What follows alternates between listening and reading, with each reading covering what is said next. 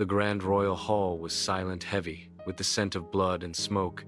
Shattered stained glass windows let in pale moonlight, casting eerie colors across the marble floor now. Slick with crimson torn, banners drooped from high ceilings, swaying faintly in the cold breeze.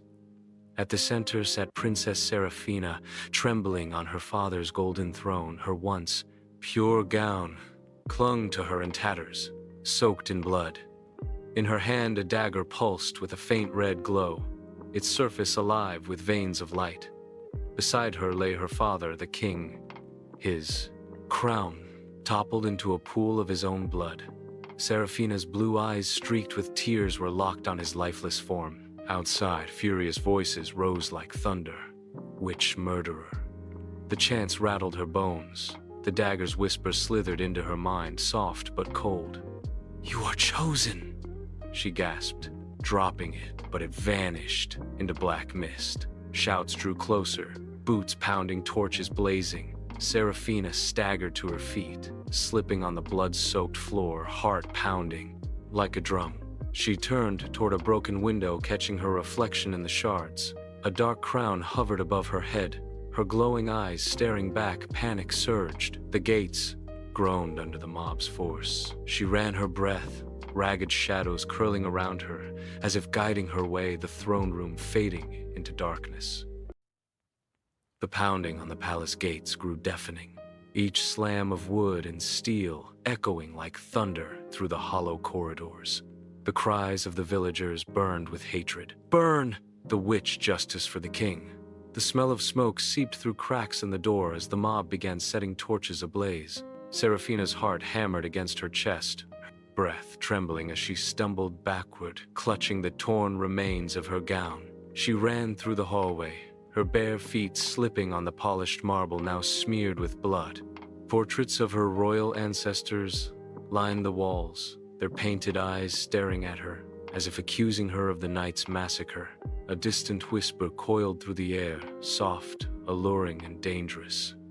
"They will not understand, but I will keep you safe." The same dagger she had dropped earlier appeared in her hand, its hilt glowing like embers. A gust of wind extinguished the torches in the hall, plunging the corridor into darkness. The mob's voices outside turned into pounding footsteps.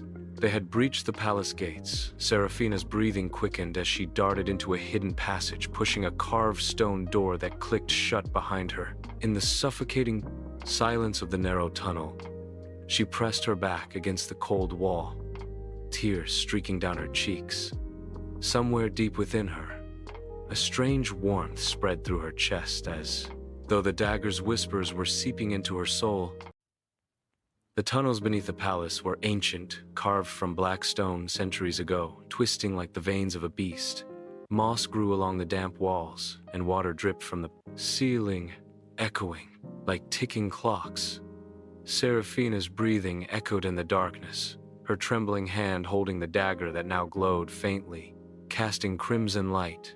She could hear the mob's distant roars above, muffled yet menacing, like wolves circling prey. Her thoughts were a storm: grief for her father, confusion over the massacre, fear of the whispers that grew louder in her mind.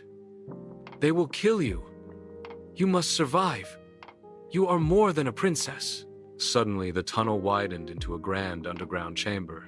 Strange symbols covered the walls, glowing faintly as she stepped closer.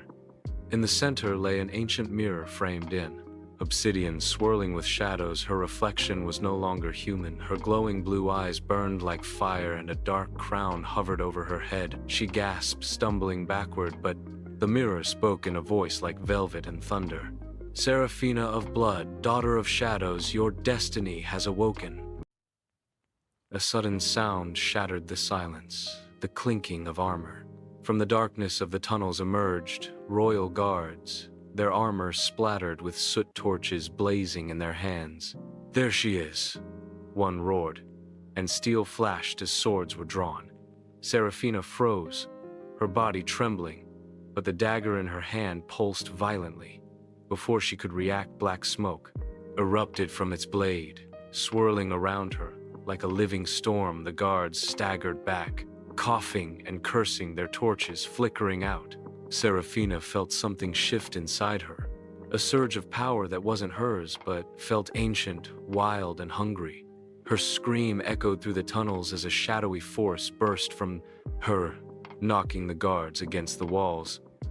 She stared in horror at what she had done. The dagger whispered again. Power is survival. She stumbled forward, tears streaking her face, running deeper into the tunnels as the screams of the surviving guards followed her. The smoke trailed her as if guarding her path. The forest swallowed Serafina like a living creature. Towering ancient trees leaned inward, their twisted branches whispering in voices only she could hear. Moonlight barely pierced the thick canopy, turning the path ahead into a tunnel of shadow. Her breath came in ragged bursts, and each step on the damp earth echoed louder than it should have. The dagger, now sheathed at her side, pulsed faintly, glowing through the fabric of her torn gown. Suddenly, a flicker of movement, she spun around, nothing but shifting mist curling like phantom. Fingers around her ankles, the voices in the wind grew louder, chanting her name. Serafina. Her heart pounded as a figure emerged from the fog, a woman cloaked in darkness. Her face veiled, her hands long and skeletal. Child of the throne, she hissed. You carry the curse the crown has chosen. Serafina stumbled back, clutching the dagger, its hum filling her ears.